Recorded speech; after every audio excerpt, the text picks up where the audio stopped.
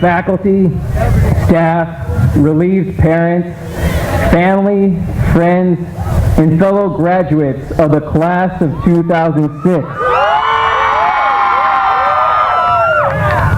Like the proverbial sands through an hourglass nearing the end of its descent, signaling time is almost running out, so too is our time here in high school. With only but a few gleaming speckles glistening in the sunlight, we have but moments together. We don our graduation garb and we anxiously await the receipt of our freshly printed pseudo-diplomas. But under the facade of cheer and elation sits a variety of questions that run through our minds. Will she and I still be together after graduation? Who knows? Will I really have gone through high school without going on a single date? Yeah, most likely. Did the Lakers really lose that series to the Suns after being up 3-1, spoiling any possibility of a Shaq-Kobe finals? Unfortunately, they did. And my favorite question of all, who is that handsome and dashing gentleman giving this speech right now? That would be me, Kurt Fair. Pleasure to meet you. Enough with the endless questions we have, however. I stand here tonight given the opportunity to give a speech as a salutatorian for the graduating class of 2006. Now I know what you're all probably thinking. Here we go again, another boring speech riddled with quotes from old dead guys and lines of flowery poetry that are supposed to evoke tears. It's most likely time out of your life that you'll never get back.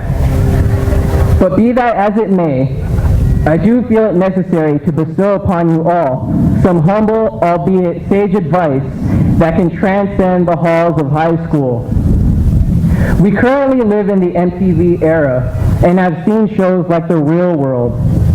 Whether it was the cast from San Diego or Austin, situations were depicted without the fluffy, warm, sugar-coated happy endings of typical sitcoms. Does Full House ring a bell? Now as we step out into the real world and experience life without the helmets, safety goggles, or life vests that we had throughout high school, what will we do? We will perhaps encounter more serious relationships, be tempted by drugs and alcohol, and maybe, just maybe, go on that elusive first date. All the while furthering our education and soon after landing that career that will carry us up through life.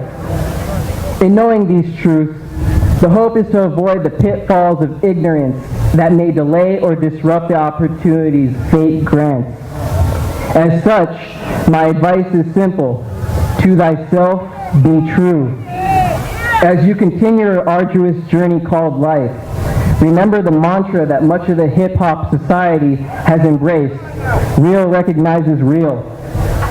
So fellas, when you're nearing baldness, don't do the comb over. No one will buy the Donald Trump look. And ladies, learn to embrace your wrinkles as unique, defining facial features that are signs of wisdom and experience. The foundation of youth is not found in a bottle of moisturizer. But before we continue, here's a little brain teaser in the form of a riddle.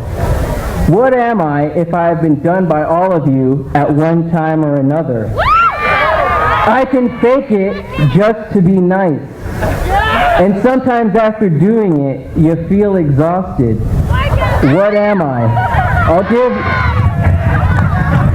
I'll give you a few moments to figure out the riddle. And no, it's not that naughty thing you're imagining. It's laughter. This is the next and perhaps most important lesson. In addition to honesty, humor and laughter are critical to our sheer survival. Laughter. It is described as one of life's simple pleasures. It is an action we should partake in every day of our existence. Laughter provides an instantaneous feeling of bliss in which our inhibitions are temporarily set aside and our guards laid down. Think of the last 4 years. Now think of those moments where you can laugh uncontrollably with your friends. sometimes at them. These are the moments of our childhood that should be permanently etched in our memory. I, for one, can attest to that claim. The moments I have spent with my closest friends are the ones I will prize forever. From the gut-busting, can't breathe, turning red, beginning to cry laughter, to the innocent giggles, they are all memorable. Taking these moments to reminisce on the past is going to be the saving grace of future hard times. It will be those memories that provide us a grin in times of grind, laughter in times of lull, and lucidity in times of lunacy. So I implore you all to cherish the humor the world has to offer. Laugh at obstacles, at your peers, and at yourself. Laugh at both your triumphs and your failures.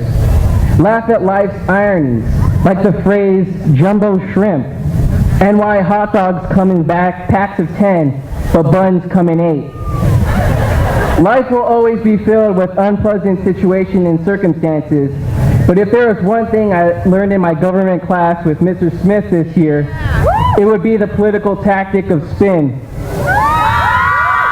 Turn all those uncomfortable and undesirable situations into ones more tolerable. Humor, ladies and gentlemen, is the only tool that's necessary. Bob Newhart once said, "Laughter gives us distance. It allows us to step back from an event, deal with it, and then move on." Class of 2006, I wish nothing but continued success and years of joy and laughter through the good times and bad.